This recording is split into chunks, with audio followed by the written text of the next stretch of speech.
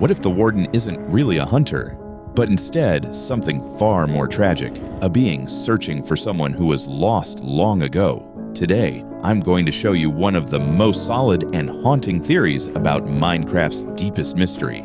Because even the Warden's behavior, the way he moves, listens, and reacts, feels like it's hiding something on purpose. I'll prove it to you with 5 details that have been there all along, hidden in plain sight, just waiting for someone to connect them. And I mean this completely. The Warden isn't hunting, he's searching. He's trying to find someone. And when you see the final clue, a single frame hidden in his animation, you'll understand why every roar he lets out isn't a threat. It's a lament. It's pain echoing through the caves. But first, you need to see this. Stand before an ancient city. Take a moment, breathe, look around you. See every detail, every pattern carved into the darkness. Notice anything strange? No beds, no farms, no furnaces, no food storage, no sign of ordinary life. Think about it. This isn't a city meant for living. It's a fortress meant for hiding. Or worse, for trapping something. And here's what makes it weirder: the puzzles. I mean, sure, redstone contraptions make sense in Minecraft, but why here? Why inside a place buried so deep that no light ever reaches it? Now, walk to the center. There it is, that massive, silent portal surrounded by reinforced blocks. Those blocks aren't just strong, they're practically indestructible, even stronger than bedrock. But ask yourself, why would anyone build something so durable around a portal that doesn't even work? There are only 2 possibilities. Either someone was desperately trying to escape something, or they were making sure that something could never get out.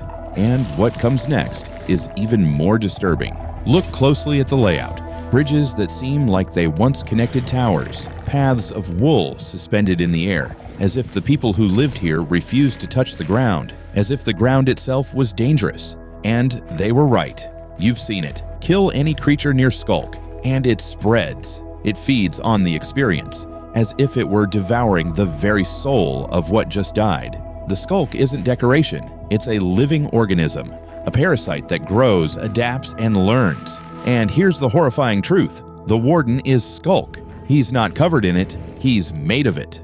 Look at his chest. That glowing heart pulses at the exact same rhythm as every Sculk sensor around it. Same color, same beat, same life. The Warden isn't a creature, he's Sculk, with the echo of something that once was human. And here's the clue that made it all click for me. When the Warden doesn't find what he's looking for, he doesn't die. He doesn't run away. He sinks slowly back into the ground, reabsorbed by the Sculk, because he was never separate from it in the first place. Now look at his behavior. This part is critical. He rises. He lifts his head. Those antennas on his skull begin to twitch, to spread, like nerves trying to remember a familiar voice. He sniffs the air, waiting, as if he's trying to recognize something he once knew. Every time he emerges, it's like he whispers to himself, this time they'll come back. This time it'll be different. Stay completely still when you're near him. Don't move. Don't make a sound. He'll walk toward you. Slow. Heavy. He won't strike immediately. He'll stop in front of you. His antennas move. He's analyzing, processing, confirming. And then they fall. And he roars. But this isn't a roar of power. It's a roar of frustration, of sorrow. Once again, you're not who he's looking for. And then he attacks, but not like a skeleton, not like an Enderman. His attacks are not precise or tactical. They're desperate, feral, almost emotional. It's the rage of someone who's waited too long, someone who's breaking under the weight of their own hope. Now, things get darker, much darker. Find the music discs hidden in the cities, discs 5 and 13. Play them carefully. You'll hear it. Not music, but chaos. Footsteps running, heavy breathing, screams, something chasing someone through the dark. These aren't Easter eggs. They're evidence. They're the last recordings of what really happened here, who lived here, and how they died.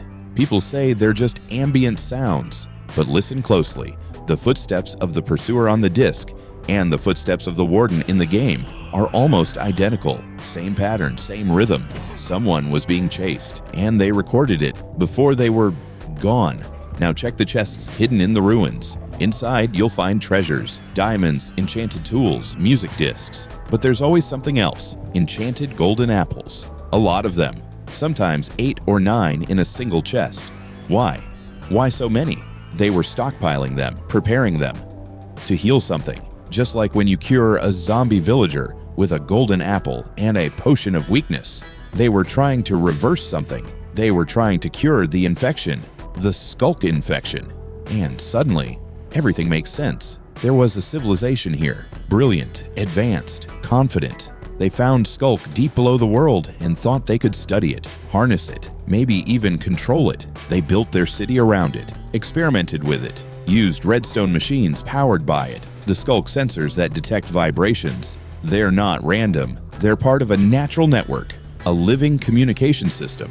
It makes sense that they'd try to connect to it, but they didn't realize how intelligent it really was. It began spreading, infecting animals, then plants, then people. They isolated the infected, tried to cure them with potions, with golden apples, but nothing worked. The sculk kept growing, stripping away sight, mutating the body, turning flesh into that dark, pulsating texture. The infection spread faster than anything ever seen, and soon panic took over. Imagine that, watching your friends change, your family turning gray and hollow, their eyes fading into nothing. The few who survived knew they couldn't stop it. So they did the only thing left. They hid supplies in chests. They recorded warnings in the discs. And then they ran. They left. They left behind those who had already turned. And here's the part that breaks everything you thought you knew. The Warden isn't hunting strangers. He's searching for the ones who abandoned him.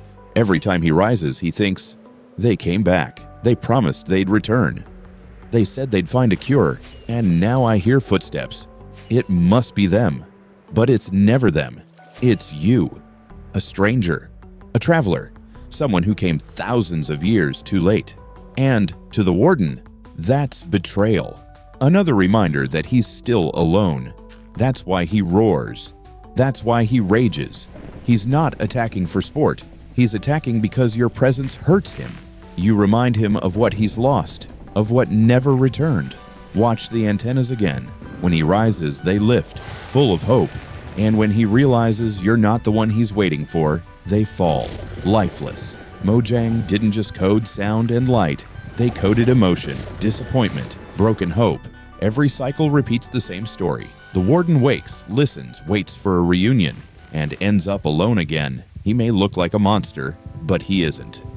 He's a soul waiting at a train station long after the last train has already left. A phone that still rings, knowing no one will ever pick up. A door that opens into nothing, expecting someone to step through. The Warden doesn't hunt, he waits. And every time we wake him, we remind him that he's been abandoned, utterly, endlessly, painfully alone. So tell me, the next time you hear that roar in the deep, will you still see it as a threat? Will you fear it? Or will you finally hear what it really is? A call, a memory, a plea, an echo that whispers, I'm still here. Now, write in the comments, I'll let him rest, if you'll never kill a Warden the same way again. And I have more theories that will completely blow your mind, like the one waiting right here.